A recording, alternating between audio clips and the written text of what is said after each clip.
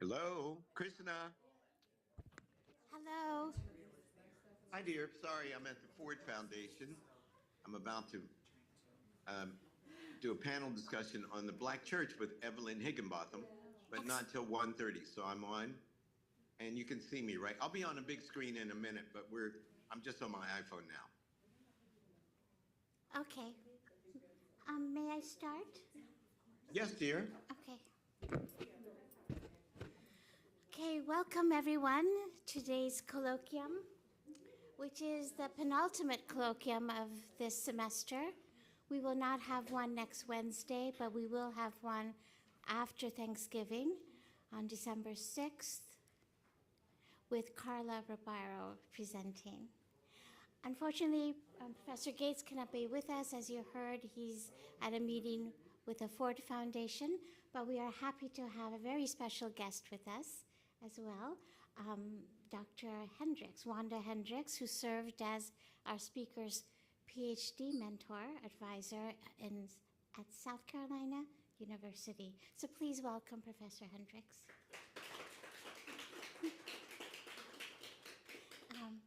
Now I'm going to yield the podium to Abby Wolf, our executive director, who will be introducing Alexandria Russell. Thank you, Krishna. Welcome, everyone. Now, I don't have to tell you where Skip is because he told you himself and Krishna told him to, but he's also, I think he mentioned he's doing this panel with Evelyn Higginbotham, which puts me in mind of great historians of women's history, and we have one with us today as well.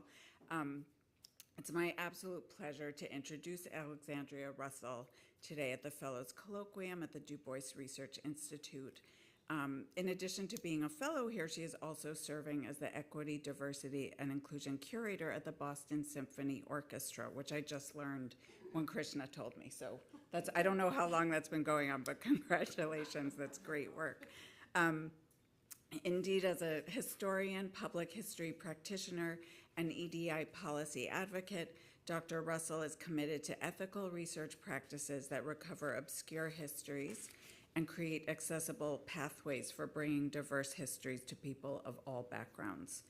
To this end, she has recently developed public projects for university slavery initiatives, including the Harvard and the Legacy of Slavery presidential initiative right here at Harvard, and the Scarlet and Black Project at Rutgers University, which she worked on as a postdoc associate. And some of us in this room have been fortunate to have experienced the Harvard and Legacy of Slavery tour with Dr. Russell directly. Some have experienced it on our own, and it's definitely recommended. Maybe if there's a way for us to share how you can access it, I would like to do that because it is something to experience. Alexandria Russell earned her PhD in history at the University of South Carolina, which we just heard about. Previous to her work on the Slavery Initiative project, Dr. Russell was a middle school social studies teacher in South Carolina and a public history consultant with the National Park Service. These experiences have informed her service and engagement sensibility in her development of curriculum guides for children, participation in community advisory boards, and coordination of innovative public programming. Her forthcoming book with the University of Illinois Press cites Seen and Unseen, Mapping African American Women's Public History, is a study that examines the evolution of African American women's memorialization in the United States from the late 19th century to the present. In addition to the fellowship she currently holds at the Hutchins Center, she has received several others to support her research, including awards from the W.E.B. Du Bois Center at the University of Massachusetts Amherst and the Rose Library at Emory University. And I will add, she was a research fellow for the presidential initiative, Harvard and the Legacy of Slavery at Radcliffe. And that's when I first met you. I checked my email, I think it was in 2022. So it's been a pleasure knowing Alexandria, seeing this project develop, and having her here at Hutchins. Her work in the digital humanities has yielded several successful projects, including the Webby-nominated Harvard and the Legacy of Slavery tour experience, which we just referenced, and a legacy of leadership, early African-American alumni of Harvard and Radcliffe. She's a 2023 recipient of the South Carolina Preservation Service Award for her contributions to African-American women's history, research, and documentation, an honor bestowed by the governor of South Carolina. And just on a somewhat personal note, I just want to add that Alexandria has dedicated her considerable energy and talent to unearthing, preserving, and sharing the histories of Black women, which she will do for us today. She does so always mindful of her place as both teacher and student. So we know that her dissertation advisor is here today, and also online with us is one of her brightest students and one of my brightest Harvard undergrads at Rutgers, Kyra March. Hello, Kyra. We miss you here at Harvard. So without further ado, let me turn it over to Alexandria Russell, and thank you for being here.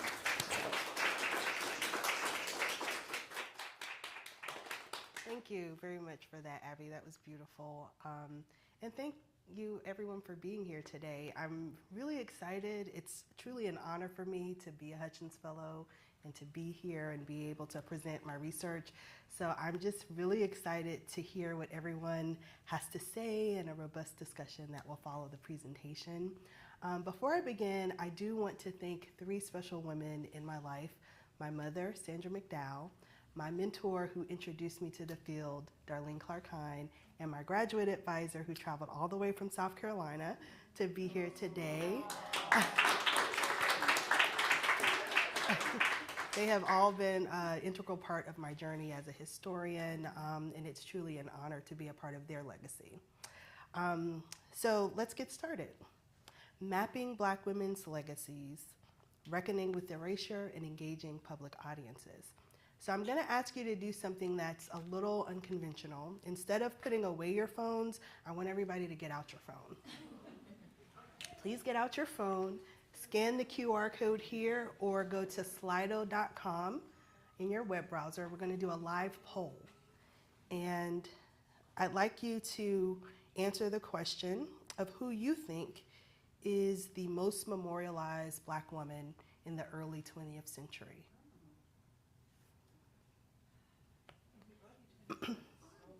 And when you go to slido.com, you would enter in BWL23 if you didn't want to scan the QR code. So as everybody's answering this question, let me give you a brief overview of my presentation today. My research chronicles the evolution of African American women's public memorialization from the late 19th all the way up to the present. I examine two distinct categories of commemoration, and I also offer a framework to understand how and why memorials were created to honor the legacies of Black women. Through a brief virtual tour, I'll showcase how memorials manifest in different locales across the United States, as well as how central African American public history is to Black life and culture. By using technological mediums like Slido and the digital humanities, I'm able to highlight the global significance of Black women legacies and impact audiences of all ages and walks of life, which is something I'm really committed to doing.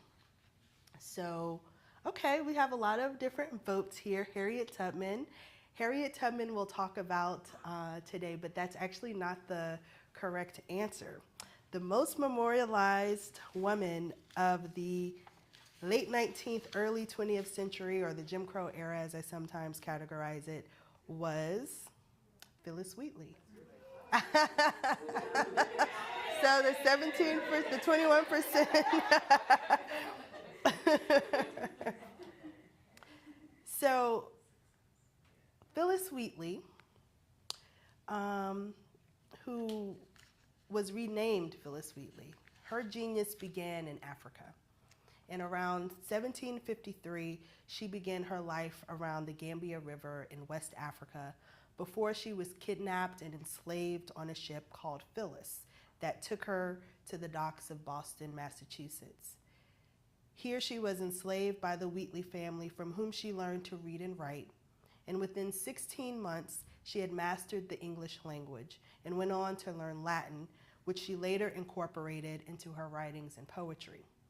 Wheatley's poems on various subjects, religious and moral, was published in 1773 and was the first book published by a Black person in the United States. This year, we celebrate the 250th year anniversary of this publication.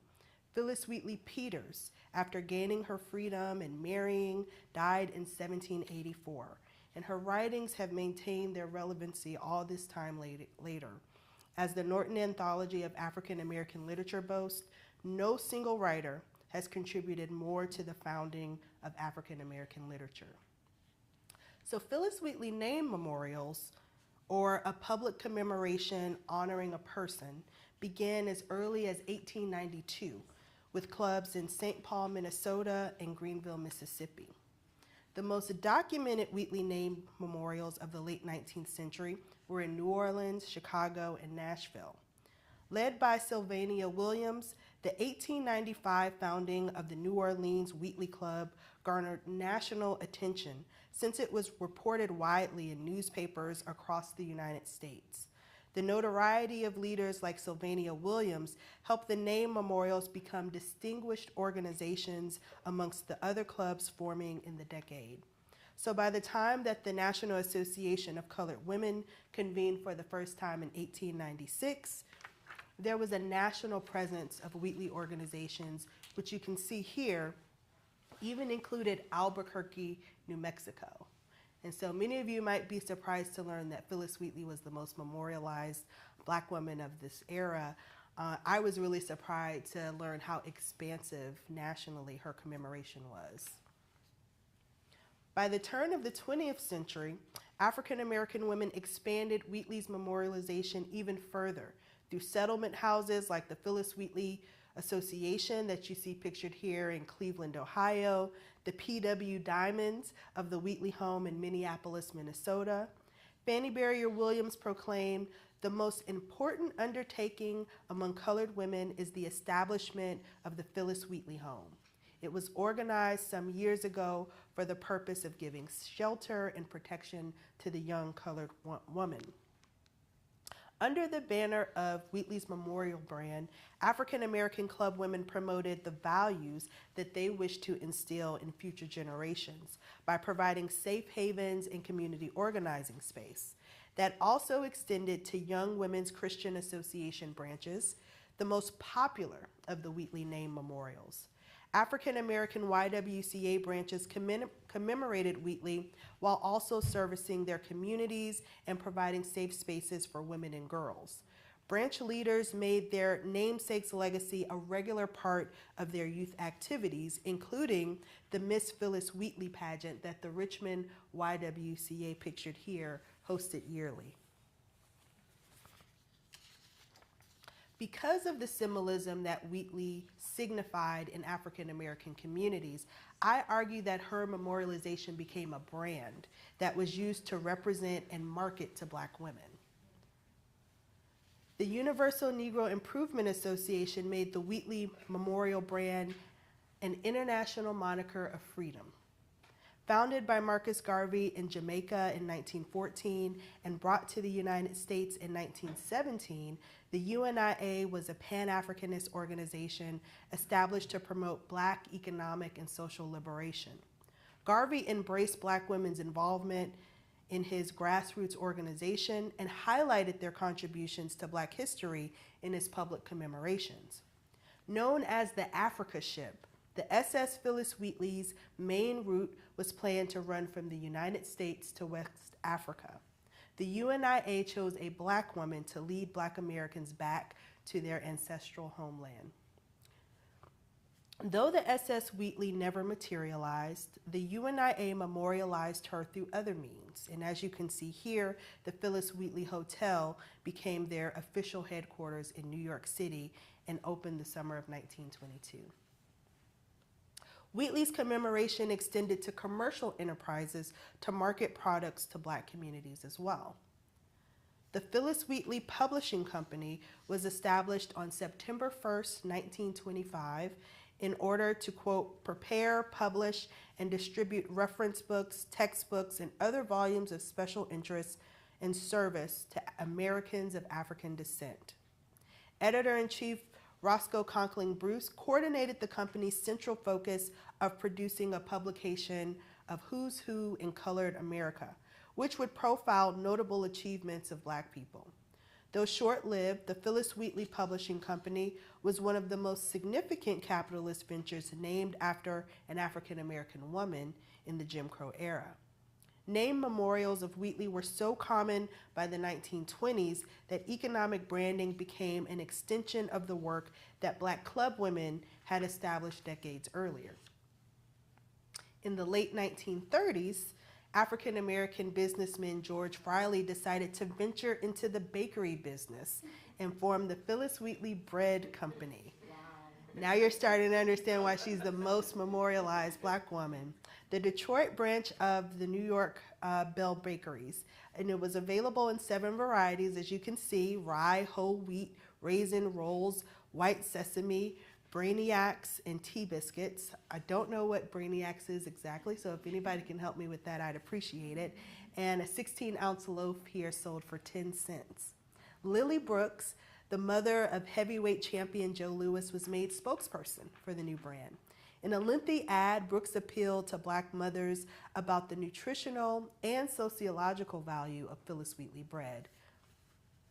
Not only was it, quote, the finest quality of loaf of bread on the market for any mother who desires to keep her children strong and healthy, it was also named after a great Negro woman and is an all-race product. Wheatley bread was marketed specifically to African American women's race and gender consciousness because of the powerful resonance of Wheatley's name. The Wheatley home had existed in Detroit since 1897 and was still a vibrant philanthropic and social center for African American women in the 1930s. Wheatley bread evoked a social meaningfulness that was used to encourage Black consumers to support the brand. As the era of club women began to wane and integration reshaped Black communities and public spaces, so too did the prominence of name memorials. When the national organizations like the YWCA began to integrate, African American branches of Wheatley began to dwindle. Through the process of integration, there were increased opportunities for equality within the institutional infrastructure, but it also meant the erasure of Wheatley name memorials, which were an unintended consequence. However, African American women continued to commemorate Wheatley in other ways, including at the 1973 Phyllis Wheatley Poetry Festival, which Margaret Walker skillfully organized at Jackson State University in Mississippi. Walker reflected that Black women writers, quote, are simply continuing a tradition begun by Phyllis over 200 years ago. The 1973 festival reinforced the commitment African American women had in creating their own public spaces to celebrate historical icons and themselves as adept intellectuals and architects of creativity. So why was Phyllis Wheatley the most memorialized Black woman of this era? Well, I theorized that the culture of recognition was the simultaneous acknowledgement of the namesake and one's own legacy. Just as historian Evelyn Brooks Higginbotham has theorized that the politics of respectability undergirded the efforts of African American women under the collective banner of lifting as we climb, the culture of recognition creates a framework to understand public commemoration broadly. In short, memorials are always about the duality of those who are being memorialized and those who are memorializing them.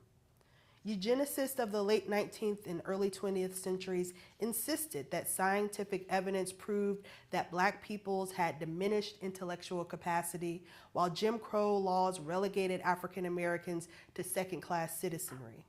Women connected to Wheatley's life story by linking their experiences in Jim Crow America with her triumph over enslavement and illiteracy. The dissonance of democracy, freedom, and the sovereignty that she experienced in early America was also present for Black women in the late 19th century. In a society that heralded liberty and justice for all, Black women understood that the rhetoric of equality was not intended for them or their communities.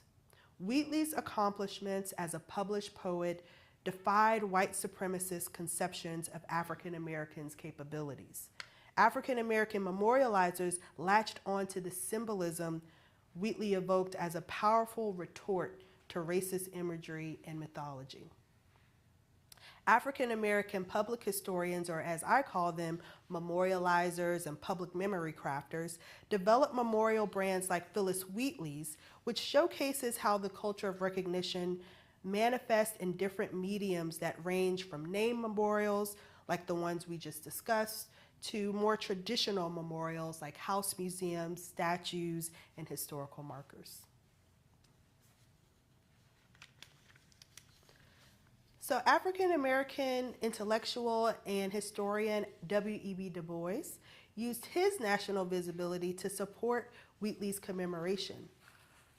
He published ads and articles in The Crisis, as well as through his regular engagement with organizations like the Phyllis Wheatley Literary Society, that's pictured here from Charleston, South Carolina, who he corresponded with and attended special events.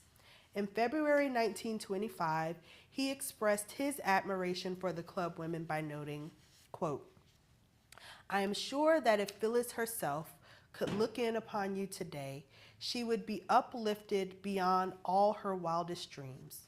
For she must have been a very lonely little girl there in Boston, with scarce a soul her own race and blood to speak to. While if she lived today, she would have all that you have, and that, despite everything, is a very great deal." Du Bois not only appreciated the historic significance attached to Wheatley organizations, he celebrated the ability of her memorial brand to refute false narratives of Black women's inferiority. Similarly, Mary Church Terrell wrote the Phyllis Wheatley pageant as part of the George Washington Bicentennial celebration to promote her public memory and disseminate Black history. Terrell was one of the most visible club women of the Progressive era and served as the National Association of Colored Women's first president when it was founded in 1896.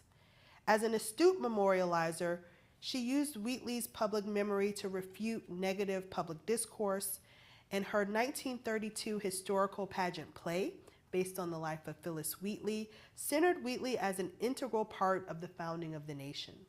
As a member of the Committee on Coordinating Activities Among Colored People for the Washington Bicentennial, Terrell found that in the compilation of plays and pageants, quote, "without exception, the colored people mentioned in them were objects of ridicule." To remedy this erasure and dehumanizing narrative, she wrote her own account, choosing Wheatley as the central focus, whom she deemed a credible representative whose career our young people would have reason to be proud. Wheatley's life story was performed through a series of dance and dialogue scenes which emphasized her African heritage and famed interaction with George Washington. The play debuted at the all-Black Armstrong High School in Richmond, Virginia on November 19, 1932, but was performed on other occasions as late as 1941 by the Dunbar High School Community Center in Washington, D.C. Terrell's pageant made Black women central to the bicentennial celebration and even inspired the celebration of Phyllis Wheatley Day, as you see pictured here, at Lincoln Congregational Temple on June 12, 1932. Public memory crafters like Terrell understood the importance of promoting the legacies of African American women in recasting false narratives and histories that rendered them insignificant or invisible. The culture of recognition was used to promote public memory, and it manifested in all types of memorial brands that dominated the physical and cultural landscapes of the United States. In a brief tour, a brief virtual tour, I'm going to show you some named and traditional memorials to showcase several examples of African American women's public commemoration. We will start in Pittsburgh, Pennsylvania, with the Harriet Tubman Guild that was founded by 12 women in solidarity with the 12 disciples of the Bible on July 22nd, 1915.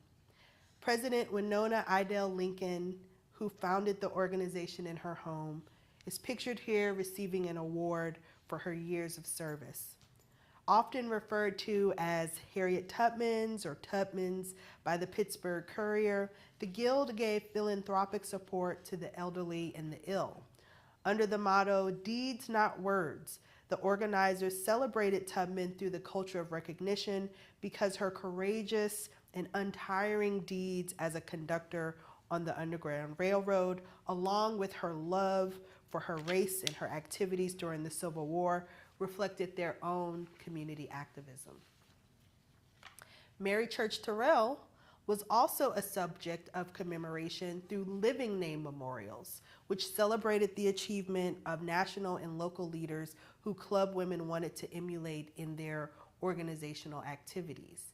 So in Des Moines, Iowa, the Mary Terrell Literary Club, founded in March of 1906, had the opportunity to actually host their namesake, as the first NACW president traveled throughout the city for a small tour.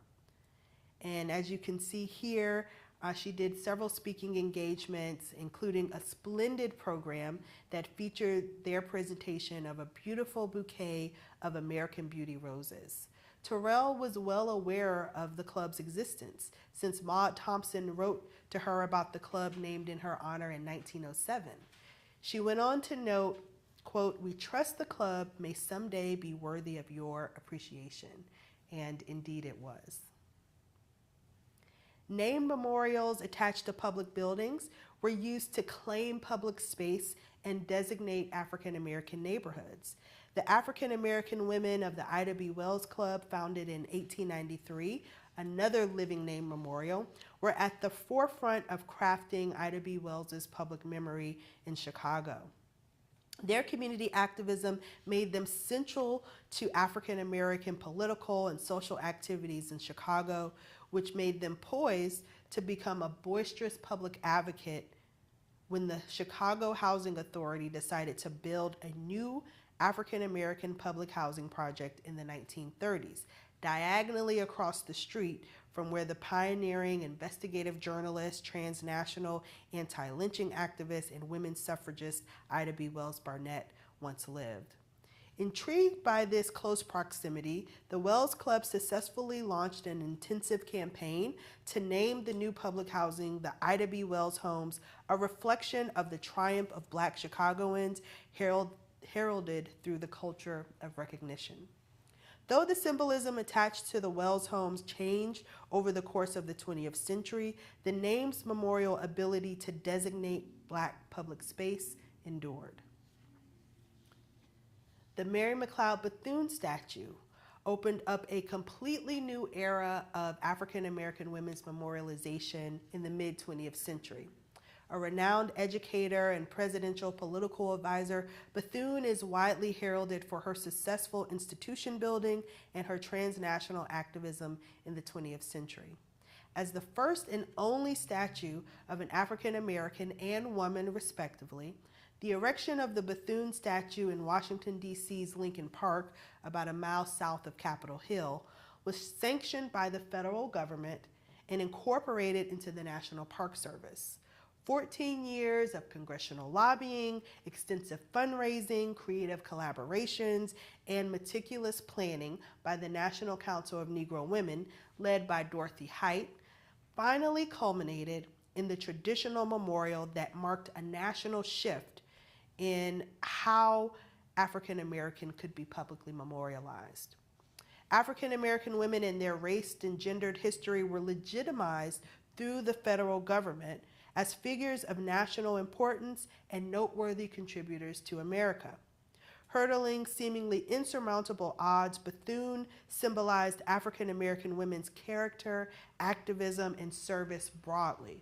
Her national commemoration inspired a new wave of memorialization that resulted in the creation of memorial parks, house museums, and historical markers highlighting African American women across the nation. In the West, African American public memory crafters Sue Bailey Thurman and Alina Albert worked diligently as part of the San Francisco African American Historical and Cultural Society to reframe Mary Ellen Pleasant's legacy.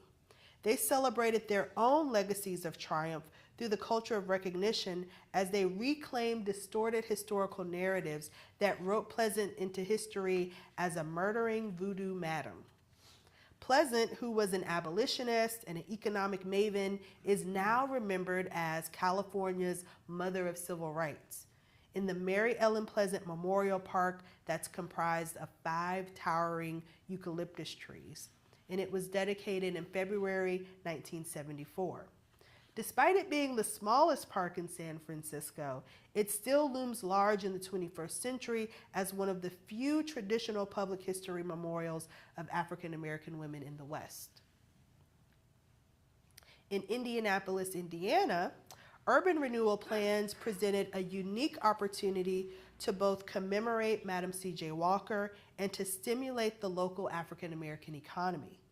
Named for the entrepreneurial trailblazer who became the first self-made woman millionaire in the United States, memorializers formed the Madam Walker Urban Life Center in 1979 to, quote, revive the tradition of excellence established by Madam C.J. Walker and thereby help restore Indiana Avenue to its former brilliance.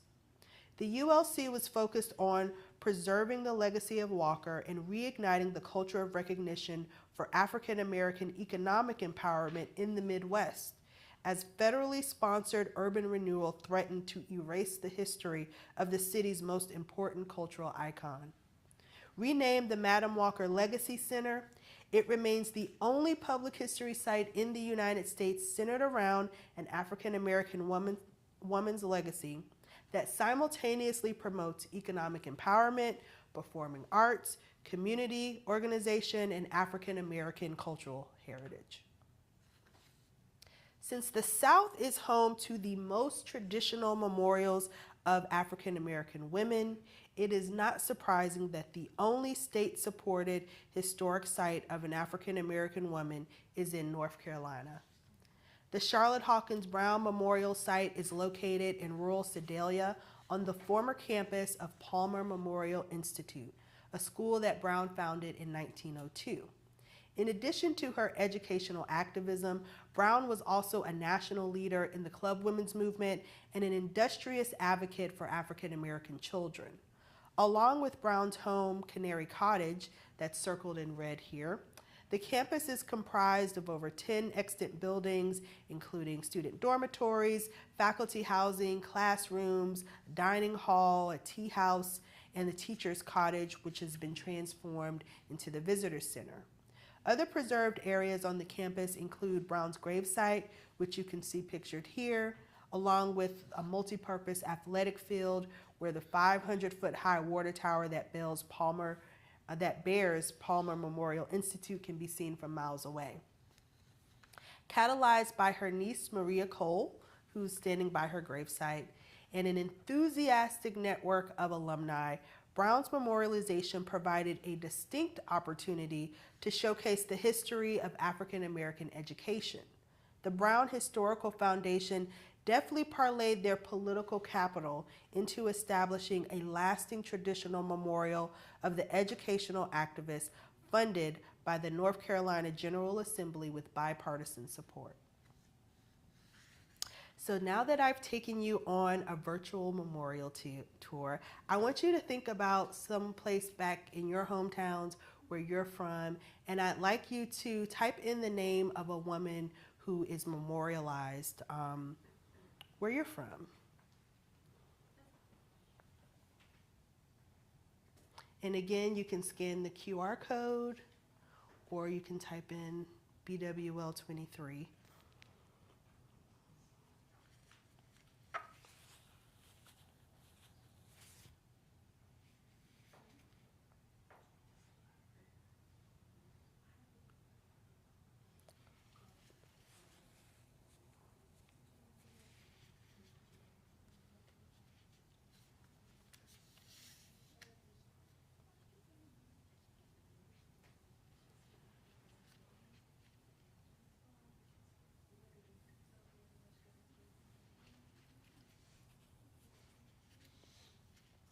One of the reasons that I wanted to take a little bit of time to do this is because there's been so much public discourse about Confederate monuments and reshaping communal spaces that oftentimes the landscape of African American public history, it gets completely overlooked. And so when we map Black women legacies, we can reconceptualize how we understand public commemoration. Reckoning with erasure and the marginalization of African American public history opens up an entirely new field of study. My book that will be coming out with University of Illinois Press is the first full-length study that centers African American women by documenting over a century of their memorialization. And as we can see here, there is just so much more for us to explore and unearth, and to do it in a really robust framework as well. When we call the names of Claudia Jones or Frances Harper, Harriet Jacobs, we are hearkening back to the Pan-Africanist tradition of call and response. So thank you for your response. That is evoking our vibrant heritage and our culture of celebrating ourselves. To simply call the name of Sojourner Truth or Leah Chase, it's helping carry their memory forward to future generations, and it reflects our own connections with the past. So thank you for participating in my live polling. These polls, again, are for us to learn from. I'm interested in learning about Bessie Coleman and some of the other names on here as well. But again, what is the history that you're surrounded by that you may not have seen as public commemoration? That is the takeaway that I'd like to leave you with. So as you can see, this research touches the lives of everyone, and it has a global reach. I'm committed to making known the full extent of these past and present memorials, beginning in the United States and spreading abroad. On a free, accessible, online platform, I'm using archival documents, historic images, contemporary photographs, and video to digitally map named and traditional memorials. I established Black Women Legacies as a 501c3 nonprofit organization to ensure the longevity of this digital humanities project that will launch this summer in New Orleans at the Essence Festival of Culture, which is, quote, an international and joyful gathering that empowers community throughout the Black diaspora.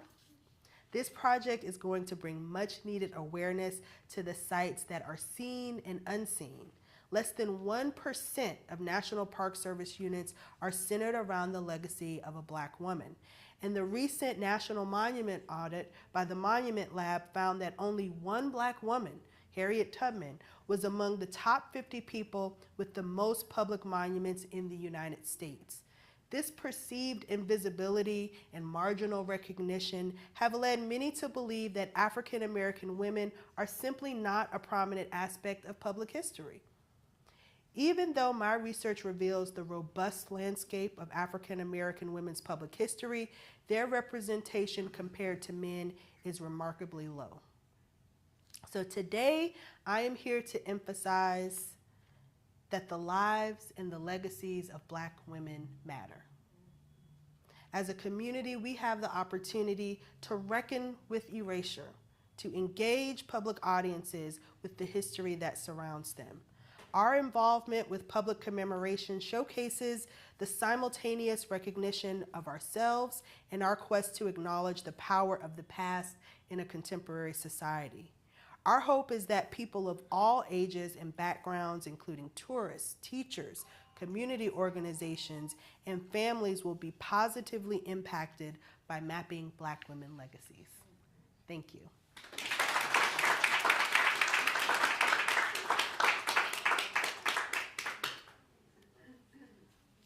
Thank you very much. That was fantastic and inspiring. Questions, comments? I'm sorry? Kristen, I can't hear you. Would you like to speak? Yeah, how did you guess? Alexandria, that was fabulous. Thank you. I loved it. By the way, I guess Phyllis Wheatley. Yes. Um, really, it's great. I can't wait to read your book. I'm sorry. I'm writing a long review essay about the 2 new biographies about Oh, okay. Wheatley, and I would love to quote from your chapter on Wheatley memorialization, so we can talk about that. It'd be good Absolutely. publicity for your book if you would like that.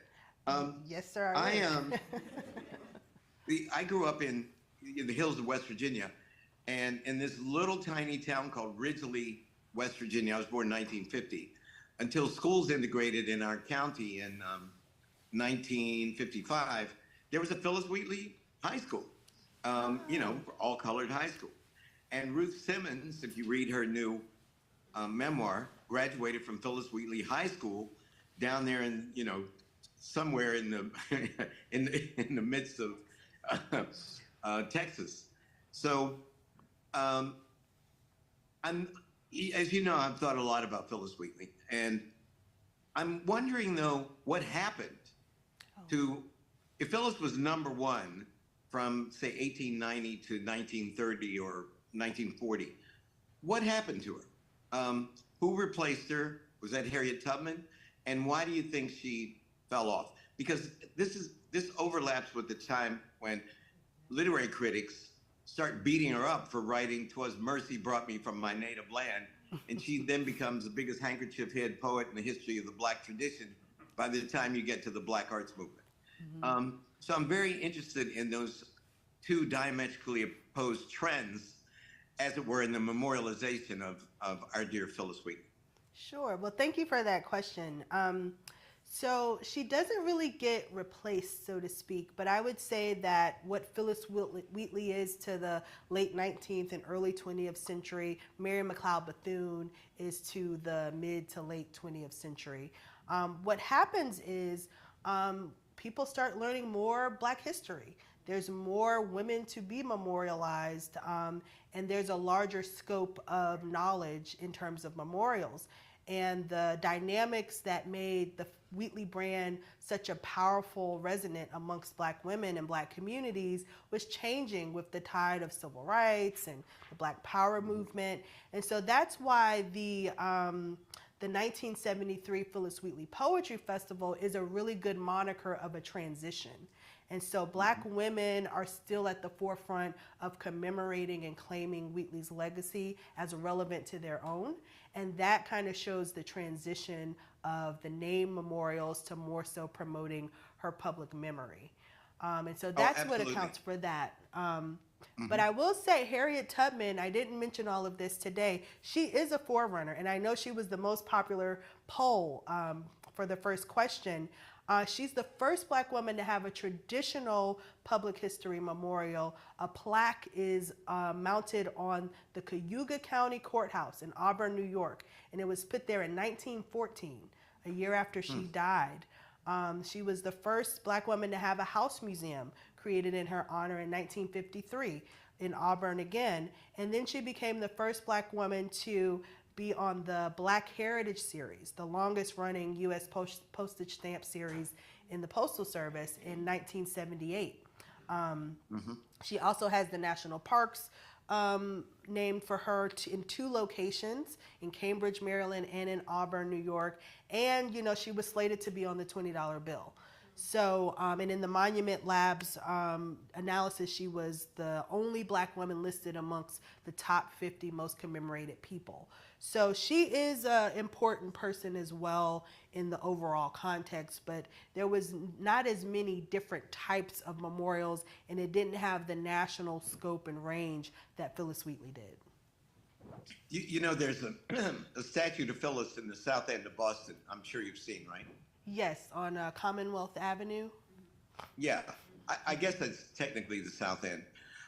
The other thing, are you familiar with Shirley Graham's CBS radio play about Phyllis that was nationally broadcast in January of 1949? This is 2 years before she becomes Du Bois's second wife. And we bought Shirley Graham's papers. They're in the Schlesinger. And if you haven't seen it, I would suggest you go see it and go over there and make a copy. because it's fascinating, and she literalizes the trial, the so-called examination of Phyllis Wheatley in the same way that Mary Church Terrell did in 1932. So that's a nice additional footnote for you, because CBS Radio broadcasts it nationally, and it's a 1-hour play all about Phyllis Wheatley. Oh, well, thank you I have heard about that, but I am definitely going to follow up on that. And yes, include it before I submit my book revisions. Absolutely. Thank anyway, you for congratulations. I almost fell off my table here at the Ford Foundation. I didn't know you were going to talk about Phyllis. That's I'm a Phyllis man. Well, thank you so much. I appreciate that. Well done. Anyway, I'll shut up now. Hi. Hello. Thank you so much for that wonderful presentation. I thoroughly enjoyed it. I want to capitalize on what we were talking about in terms of call and response. So my work is very invested in the ways that Black girlhood is not restricted to age, gender, or location, geography. And I see Black girlhood as a strategic and intellectual space of play that informs Black womanhood. So when I'm thinking about now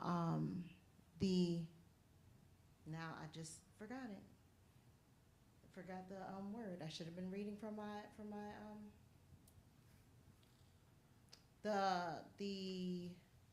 I want to use your theoretical framework, right? Culture of recognition? Yeah, sorry, culture of recognition, right? When I'm thinking about the culture of recognition, I'm trying to think about the ways that we see Black girlhood play in terms of shaboya and roll call, and how Black girls celebrate each other and call each other into the space of communities as maybe a seed or an extension of the culture of memory. And I wanted to just hear your thoughts on that.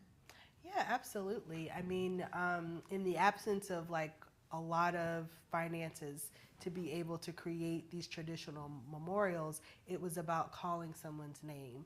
And it was about disseminating Black history by just saying someone's name.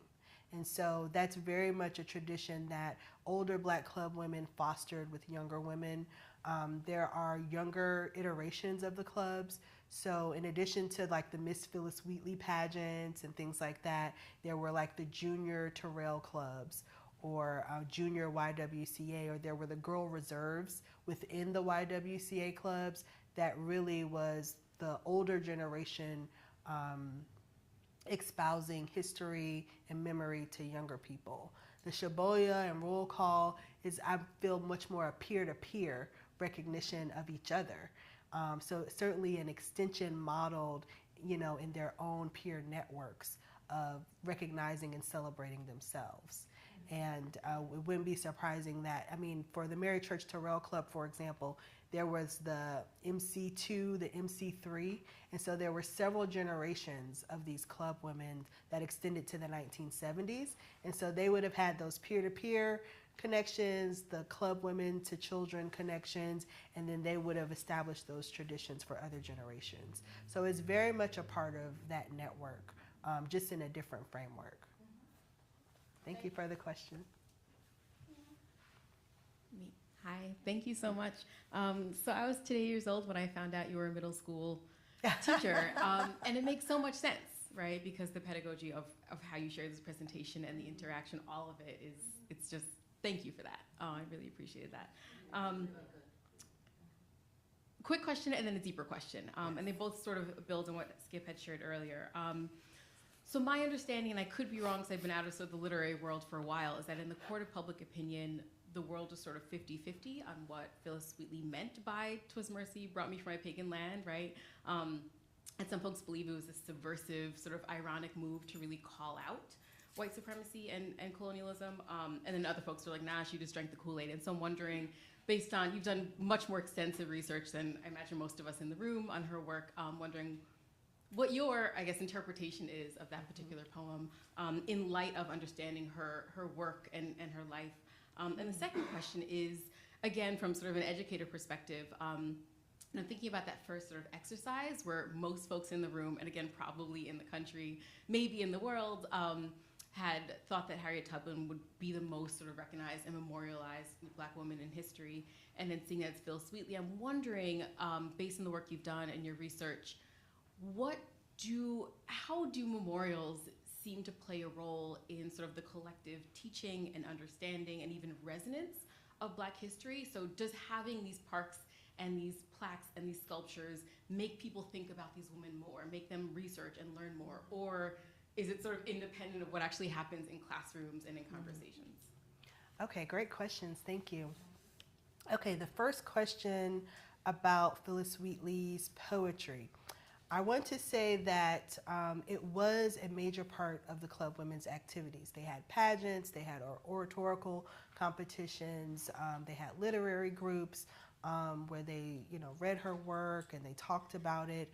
But by and large, it was her accomplishments as a poet rather than really her body of work that they clung to as a symbol. And so I would say by the time you get to maybe the 1973 Poetry Festival, you have some clear examples and indicators of Black women saying, she was being subversive and reclaiming who she was and kind of pushing back against some of the criticism that she had had. So that's kind of a very distinct example. But by and large, Black Club women liked that she accomplished a lot. And that's mostly what they knew about her, and that's mostly what they told people about her. You would often see bios of her around the 4th of July, any commemoration of early America. She was always the symbol of Black women as part of that history. And so that is kind of what she was more so than a literary person that they interrogated in that way. The second question, which was about The role that the memorials play in teaching, learning, and understanding Black history. yes, the role that the morals play? No, you said something different. Memorials. Oh, memorials, yes, okay. So part of it is dissemination because I talk a little bit in the larger project about venues of memorialization. And so programs, festivals, churches, those were a time where people were told about people from the past. That's how Black history was disseminated. One of the anchors of the Phyllis Wheatley Publishing Company was trying to create Black textbooks with Black history because there was a lack of that broadly. And so the way to disseminate that was through calling someone's name and the utility of memorialization. So I grew up in Columbia, South Carolina, and I had known Saxon Homes was a public housing project my whole life. I did not know it was named for Celia Dow Saxon. And what I found out after doing some research is that she's the most memorialized Black woman in South Carolina's history. That began in 1930 and extends up to the present. And so I do think there is something to just calling someone's name. There is kind of a power in that, even if you might know the contours of that. I think it's up to generations to pass down the public memory and to cultivate it. But if there was no name memorial, it would be harder for that to happen. So the fact that it exists and the fact that I grew up saying Saxon Homes my whole life, it means something, even though I didn't know until later who it was. I was able to figure who that person was, and she became the first Black person who a campus building was named for at the University of South Carolina just this year. So that's what I would say to that. Thank you for those questions. So your presentation, thank you for it, reminded me of some of the kind of latent arguments that I'm perhaps reading into current literatures and discourse around Blackness, which is really troubling the common sense of the benefits of integration. And seeing, right, the wiping out of a black small business class, but now also with your work, thinking about these memorials that have disappeared or fallen into disrepair or are no longer as plentiful due to this middle century moment of pushes for integration. I'm wondering if your work if your book is going to have any engagement with this kind of critical rupture in our common sense around the civil rights moment and what it actually produced, both of, important consequence as far as advances, but that there were things lost in that process as well. And then secondly, I'm wondering if you can say something about how your culture of recognition actually in some respects begins to fortify a politics of respectability, right? That we're only seeing certain types of Black women memorialized in this way, and what this does for the sense of self about young women, young Black women who see themselves or don't see themselves reflected in public memorialization, right? And what the change over the 20th century has to do with that possibility, because I would guess, and you can tell me if I'm wrong, but the one person who is memorialized in some of these ways that falls outside of this more respectable kind of middle-class educated element might be someone like Assata Shakur, right? And this would have not happened by the Park Service, certainly, right? All of these things would have been far more grassroots, far more ground level in their production. So I'm wondering if you can say something about what this reiteration of Black womanhood means for the restructuring or either challenge to or refortification of something around called the politics of respectability. Okay, thank you. Excellent questions.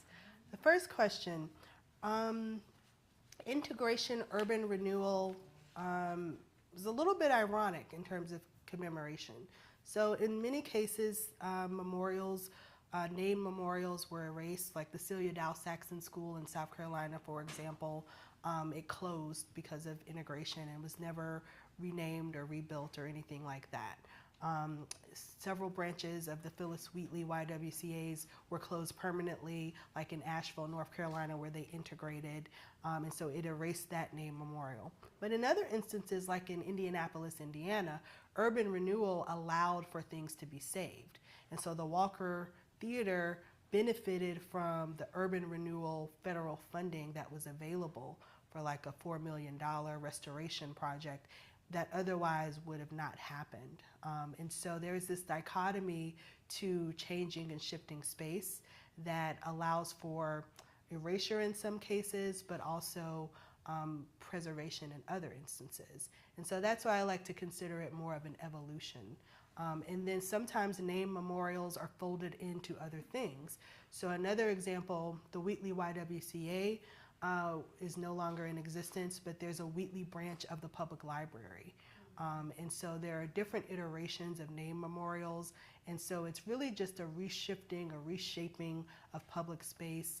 And as long as people who find the women relevant continue to call their name, then they're still in the communities. To your other question, the culture of recognition and the politics of respectability are not necessarily one and the same. There are some dynamics of who is worthy to be memorialized. And actually, Mary McLeod Bethune faced a lot of backlash despite her exemplary record of achievement over the course of her lifetime. The National Park Service was resistant to memorializing her because they said, well, we already have a Black woman historic site, and it's in Richmond. It's of Maggie Lena Walker, the first woman bank president in the United States. So what do we need another historic site of a Black woman for? And so there was a little bit of resistance, but because of her exemplary record, it was able to receive congressional approval. And so there is something to that. But I always think that the dichotomy of who is chosen to be memorialized is reflective of the people doing the memorializing. And so if there are people, I mean, you can think about on Twitter, Black women radicals, or organizations who deem women who fall outside of that scope of quote unquote respectability to be memorialized. They have the power to do that, and they have the internet as a venue, and they simply have to call the person's name. So it's really expansive, and it's just a way to look at what were people thinking of when they created this memorial versus boxing them into kind of a respectability politics. That was what the club women in many cases did aspire to and did disseminate among their communities, but it's not necessarily tied to the culture of recognition.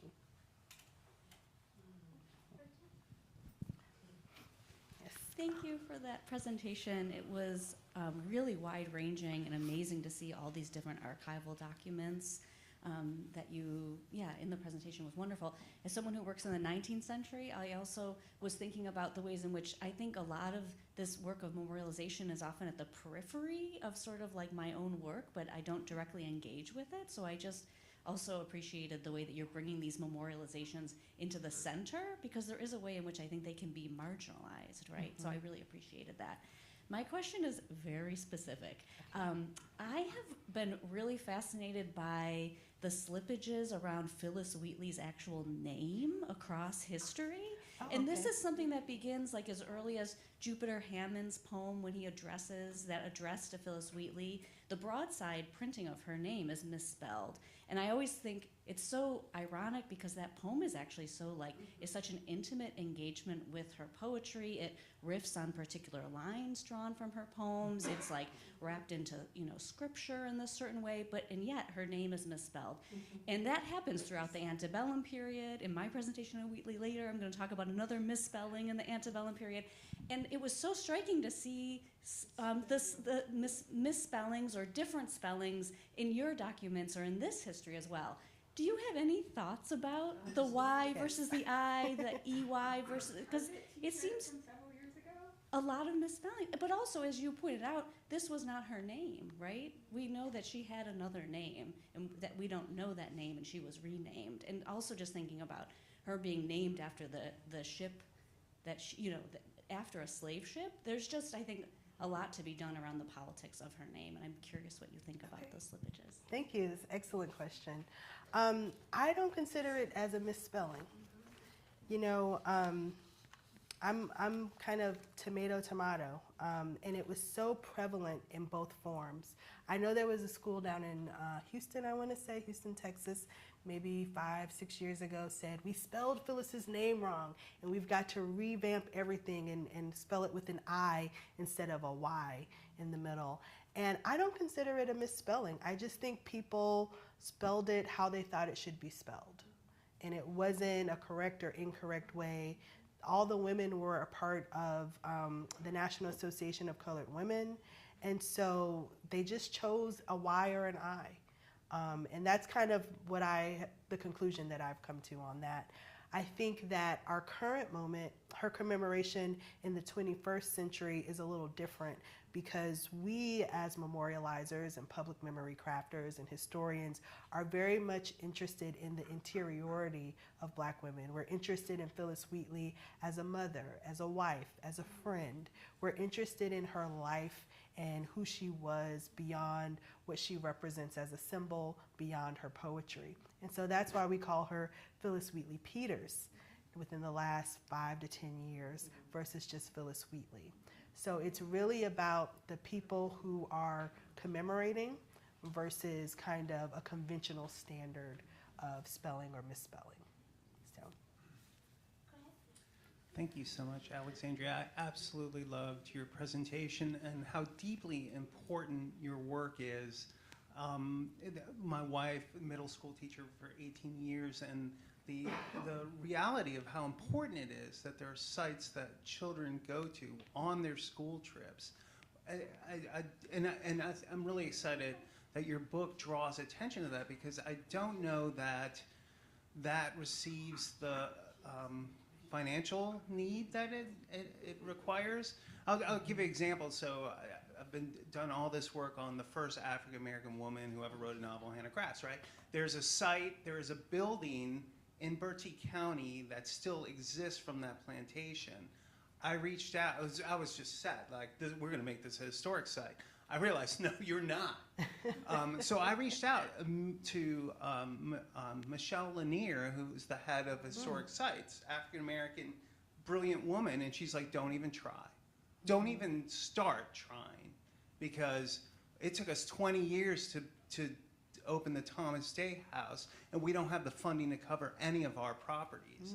So it's profound, and I'm just, how do we get around that if we're really interested? I think your work is really important because the legislators need to read this, right, and think about the importance of the site. But I'm curious how you grapple with that, the political side of the challenge to preserving and continuing these sites or adding more sites, right? Like, there's so much erasure that you're looking at, but there's so much more that is there in our history that, you know, the scholars who are cycling in and out of here are uncovering. But if we can't get that word out except in a monograph, how are we really going to fully engage in the kind of work that you do with public history? Well, I will say that's why we have the Black Women Legacies digital mapping project, and that will be available. And actually, I want to shout out Asa Coleman, who's here from Trivium Interactive. She's a Harvard alum as well, and it's a women-owned business who's going to help us with the digital aspect of developing the project. And so having something that's widely accessible to show people that there are memorials right where you're from that you may not have even recognized is going to be a helpful tool politically. You know, the women and all the different types of memorializers often interacted with interracial alliances and with federal and local bureaucracies. And so even for something like a school to be renamed, for a library to be named, that was an interaction with local government and politics. Part of it was choosing someone or memorializing someone who would face no contestation. But the other aspect of it was being savvy enough in knowing how to politically engage people in power and with decision-making power. That's what made the National Council of Negro Women so adept, is because they were that political strong arm of the Black Women's Club movement that knew how to lobby effectively.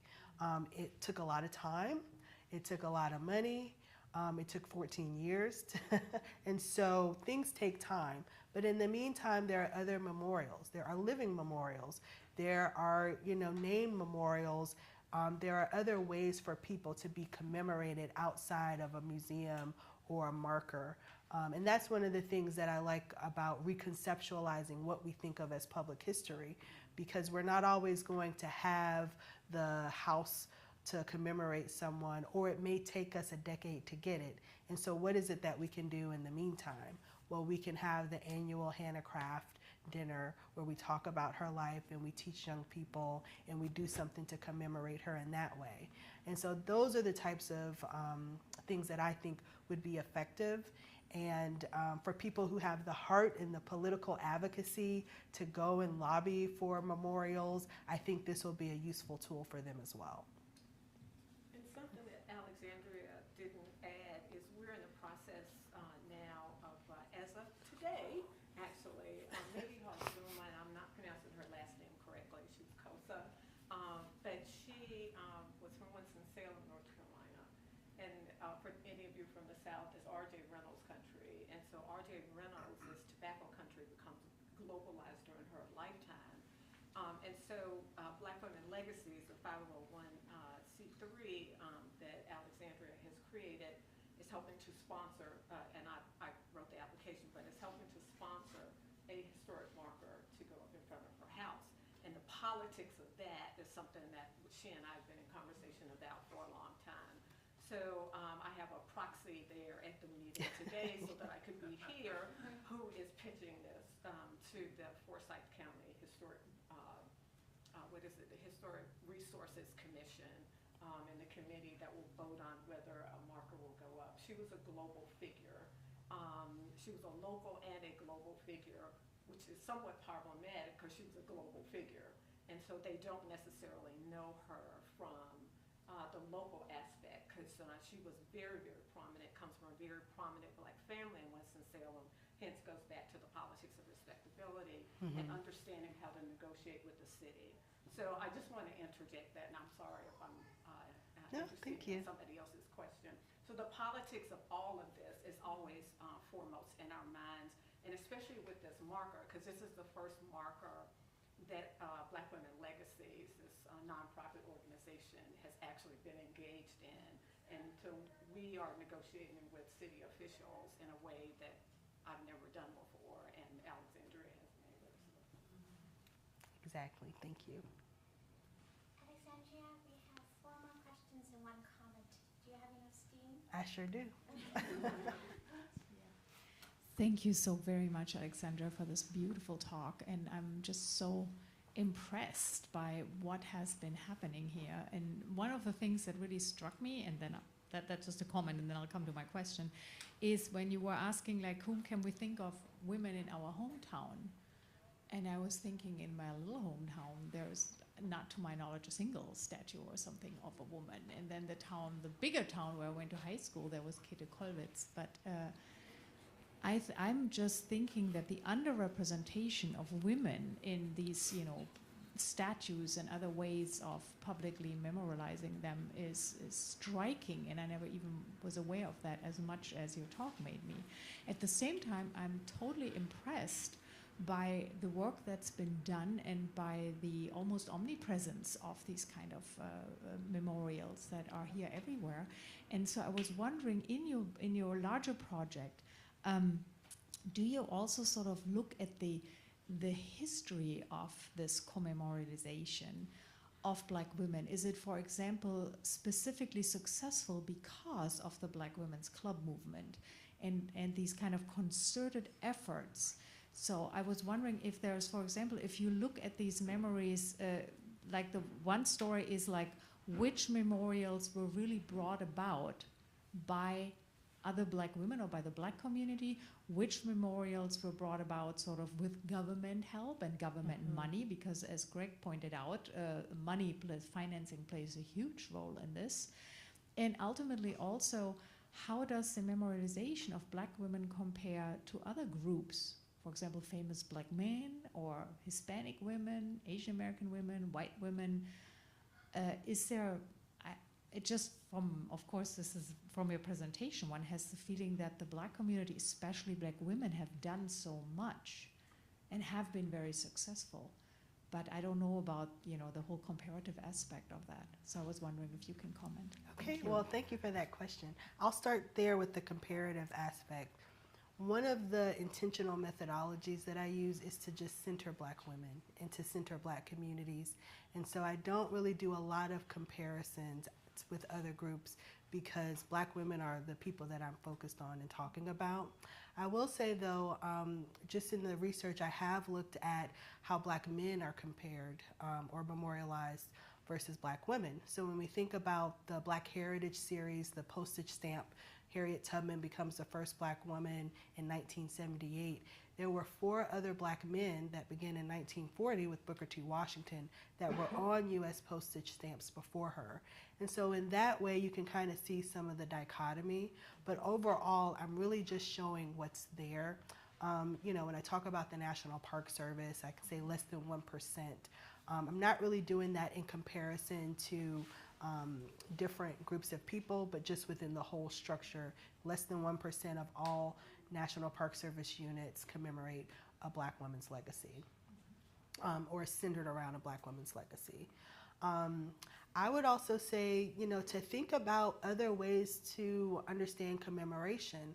Are there any maybe groups or clubs in your hometown or any scholarships or annual dinners that are named for a Black woman or something like that? That might be a different way to commemorate someone outside of the political structure, because that can get a little dicey. And Harriet Tubman is a great example of that.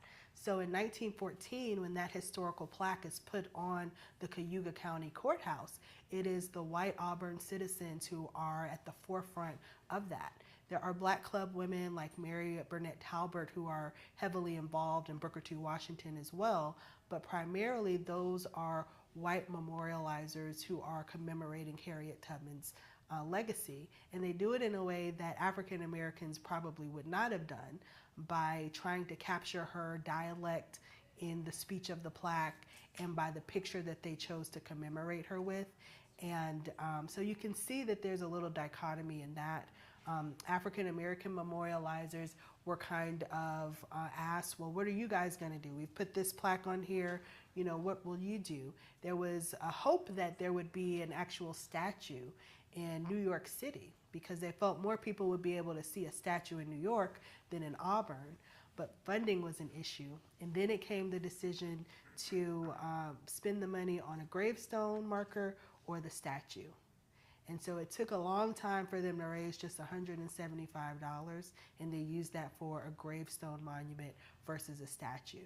And so the politics of what was available readily financially and the high stakes of living in Jim Crow America meant that resources needed to go to other things versus monuments or memorials. And so it was African American club women who were at the forefront. And the National Association of Colored Women, when they developed that national infrastructure, they created a nationwide presence of name memorials. And so when you said Phyllis Wheatley or Harriet Tubman or Sojourner Truth, you were identifying with a particular cadre with underneath that umbrella, and it had nationwide significance. So because it was in every place, that's what allowed for it to be so robust and for it to grow so quickly and so substantially. I mean, the Mary Church Terrell Club, founded in 1915, is still in existence today. There are lots of organizations that are still in existence 100 years later, and it is because of Black women's commemoration. Hi, Alexandria. Thank you so much for your talk today. Mine is just a comment, and I wanted to just call your attention to the exhibition we have upstairs in the Rudenstein, Call and Response, a narrative of reverence to our foremothers in gynecology, where we have maquettes of public art sculptures that are honoring Betsy, Lucy, and Anarcha, Black women operated on by J. Marion Sims. And so both of those maquettes, one is designed by Vinnie Bagwell, and then the other one is by Michelle Browder. So, yes, thank you. And I'll just briefly comment on that to say that the 21st century is opening up all different types of commemoration. And so we do see a more expansive recognition of Black women beyond kind of these worthy figures of emulation. And so you have people from different classes being memorialized, from Fannie Lou Hamer, but also kind of the everyday, ordinary, extraordinary that Vashti Du Bois at the Colored Girls Museum in Philadelphia, Pennsylvania acknowledges. And so all of these are different ways. Again, it's a reflection of who we are today, and we're interested in these stories. We're interested in more broad representation. And so that public art and exhibition like those are speaking a part of that narrative of commemoration. So thank you for that comment. Thank you so much for that, Alexandria. That was absolutely great. Hearing and seeing your reference to the Ida B. Wells homes in Chicago kind of made me start thinking about my own city and what happened in London in the 1980s, which was there was basically a kind of blossoming of new left politics within London's kind of regional politics. And there was a lot of renaming of council blocks, so kind of the equivalent of housing projects, basically, after figures in the post-colonial movement or prominent figures in Black politics and so on. And what's happening now, like 40 years later, basically, is that a lot of those apartment blocks are being kind of privatized and gentrified, basically, and the people that used to live there obviously are kind of forced out, but also they're being, renamed. And so those memorials are being kind of erased, basically, and are no longer part of the landscape, even though the physical buildings are still there. And I was just kind of wondering whether you had any thoughts on gentrification and erasure. I mean, I know you've kind of almost gotten to that a minute ago, but I was wondering if you've got anything kind of specific. Yeah, thank you for that. I can give you a good example, and it's one that I highlight in the larger project. So what happens to Ida B. Wells, the Wells homes, is that by 1999, 2000, they're demolished because they're just unlivable. And the conditions have gotten really, really bad. And the symbolism attached to them when they first were created is completely different 50, 60 years later. And so what it does is it displaces the people who grew up there and were there, but they commemorate, to my knowledge, they haven't rebuilt anything in this space. And so they go there to where the buildings once were. And they have a Wells reunion every year. And they do it to celebrate where they came from and, you know, to see people that they normally would see but don't see anymore. And so it kind of brings them together. Another example is something similar happens in Columbia, South Carolina. I mentioned Saxon Homes, named for Celia Dow Saxon. And the same thing happens. When they're built, they're beautiful. They mean, you know, African-American achievement and progress. They're a really big deal. They're giving people beautiful homes who lived in really dilapidated conditions. But by 1999, 2000, nothing has been done to them, and so they're torn down. What happens in Columbia is that the Housing Authority rebuilds kind of a diverse multi-income neighborhood. And so it's the Celia Dow Saxon neighborhood now.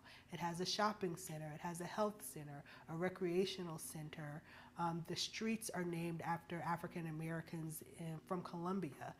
So there's a Celia Dow Saxon street.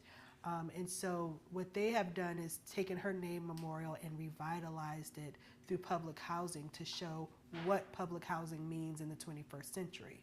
In Chicago, they've created a public art sculpture. It's an Ida B. Wells symbolic sculpture. It's not a literal sculpture, and it represents her in that way. And so while some things are erased, sometimes they evolve into different things. And so there's always this dichotomy. As long as the people continue to want to keep the name alive, it will live on in some type of form. So that's what I would say to the people who might feel that erasure, that it can be renewed and have a renaissance of memorialization in another way. Thank you very much for a really thought-provoking talk. I was inspired in so many ways as someone also been working on memory culture and the changing memory culture, diversifying memory culture in Germany. So just like Britta, I was really struck for a moment because I thought, wow, so if it took a while. And then I wrote Mai Ayim, who is a Ghanaian German writer and author and also a pioneer of the Black German movement starting in the 70s, 80s. And she also contributed to research and these areas, but she's one of the few. And I wonder also, as Britta mentioned, you know, the idea of women represented in public memory culture in general. And then if you look to different minorities, that is again a big issue that we have to deal with. So actually the point I'd like to make is really encouraging you, that might be a good thing at the end of the session where we are, to actually go international with your Mapping Black Women Legacies project, and really think about also, at least to extend it to Europe, but even beyond, might be super interesting with all the possibilities, as you pointed out correctly, that we now have in terms of working digitally, et cetera, and maybe even building, you know, a net, because also people, also Black women have moved from one place to the other, maybe like following them, you know, to actually have this network of memorizing someone in different countries and different places might be super interesting. Yeah, well, thank you very much. I will say the intention for Black Women Legacies is to be global. We're starting in the United States, and then we will spread abroad to Africa, the Caribbean, South America. Europe will be a part of that as well. There are several different historical markers in London that mark where Ida B. Wells spoke or where Phyllis Wheatley's book was published. And so those will be spots on there. There are also some new statues. I know there's a Mary C. Cole statue, the first statue of a Black woman in England was erected a couple years ago. And so those types of international monuments will be a part of it. And that's one of the reasons why it's Black Women Legacies. My research is primarily looking at African American women in the United States, but the digital project is global, and there are memorials all over the world, and there are commemorations all over the world. And so in South Africa, for example, Mady Hall Zuma is someone who's commemorated there. And there's just so many in many countries. And so we hope to build an international cadre of representatives to help us document how expansive Black women's memorialization really is. So thank you for that. And one final question. Yes. I will try to be brief so that you can eat lunch and relax. One thing is just a quick observation about the Phyllis Wheatley material you presented. As a visual culture person, I was really struck by all of the sort of different iterations of the, based on the frontispiece of her book, that folks were kind of appropriating, switching up a little bit, changing the format, or leaving, like, you know, the framing out that, of course, says Phyllis Wheatley, Negro servant, you know, to Mr. John Wheatley of Boston. And just thinking about how folks mobilize that image, but might be changing it to suit the kind of driving, underpinning forces of whatever that memorial is. And I appreciated your "there's no correct way to spell Phyllis" thing. I think for those of us who know that image, though, and the fact that it ran with the book, we're attached to the eye. And if you're thinking about 21st century memorials, it was incredibly painful for me to not be able to buy the Target t-shirt that featured Edmonia Lewis, Garrett Morgan, Frederick Douglass, and Phyllis Wheatley, because they used the Y in the 21st century. I feel like by now it's been standardized. And yes, I didn't buy it, but I wanted to. But that's, thinking about a t-shirt as a kind of memorial might be also interesting. And that gets to like this idea that I really appreciate your kind of building out this culture of memorialization that allows for kind of non-tangible, like you can't touch it, like a dinner or a club, to be thought of as part of this same kind of memorializing enterprise as a sculpture or a plaque. But as Greg pointed out, there is a significant kind of difference of investment, both in, I think, who's doing the memorializing. I notice how many of those less tangible, and even some of the tangible, like object-based memorials are driven by Black women or by Black communities, versus something that requires broader community buy-in and larger investment. And while I think there's definitely so much value in thinking about all of those things together, I think it's also really important to parse out, like, who is paying for things, who is driving the memorialization, and how that affects what it can look like and how long it can last. Especially thinking about, and this brings me to the last thing, which is actually a question, is kind of the opposite of this, like expanding the, well, maybe not the opposite. It's not so much about expansion, but thinking about the micro-local, right? You talked about national names like Phyllis Wheatley, Surgeon of Truth, et cetera, Harriet Tubman, Mary Church Terrell, and I'm wondering how much your project also focuses on the local folks who would be memorialized that no one beyond a town would have heard of. Like, I sent this text message to my friends earlier this year, see if it's still up there, because my aunt, Dr. Patricia Y. Leonard, is on a Celebrate Black History banner in Port Huron, Michigan. Nobody has heard of my aunt. Well, the people who put that banner exactly. But the thing that, like, I was like blown over that they'd made the banners, right? But Port Huron does have a very strong culture of like memorializing their very, very local people, right?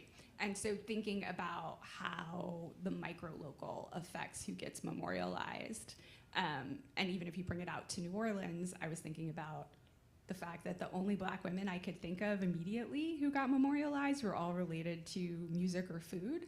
I mean, you could say that is in general for a lot of memorials in New Orleans, but we do have other folks who get memorialized. And except for Ruby Bridges, I'm struggling to think of somebody who isn't a musician or a food person. And who gets chosen, this goes back, I think, to Shayna's question, has also, I think, a lot to do with the politics of a place, because we get Leah Chase being memorialized, but not, say, Rose Nicot, who was an enslaved woman, who was the first woman to, like, she came up with the idea of selling coffee in a cart in the French market. And we got Cafe Rose Nicot, started by, like, grassroots stuff, which closed, but there's no kind of citywide memorial to her. So just wondering about the politics of the sort of really local. Well, first, congratulations to your aunt. That's awesome. It reminds me of the Black Women Lead project on Blue Hill Avenue here in Boston that acknowledges Black women. One of my friends' aunt, Dorothy Haskins, is a part of that, and Fannie Barrier Williams, she wrote the biography on Fannie Barrier Williams. I forgot to tell you this, is also a part of that commemoration. And so my work does look at local women. I dare to say anybody knew who Celia Dow Saxon was. And so I talk a lot about her memorialization as a local person. There's the Ella Reed Library in Tyler, Texas, that's named for a local woman there. And so I do talk about the dichotomy of it. Many of the records for memorials named after more well-known women are readily available. And so there's a little more research to be done on these local iterations.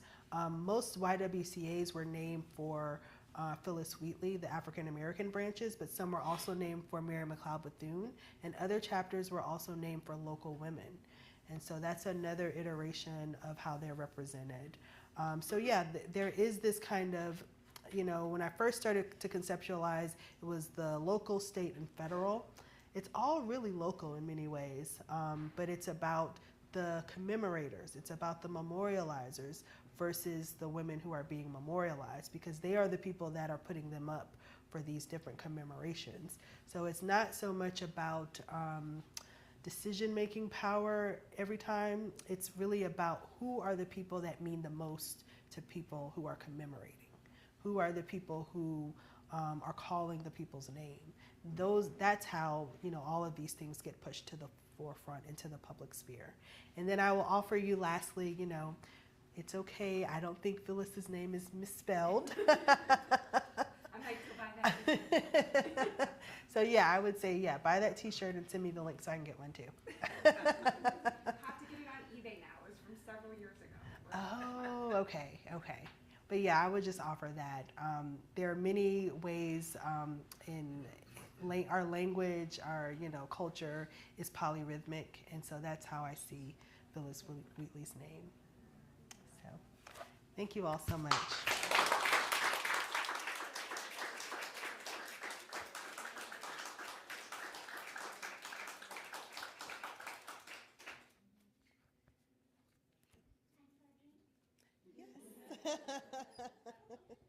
Yes.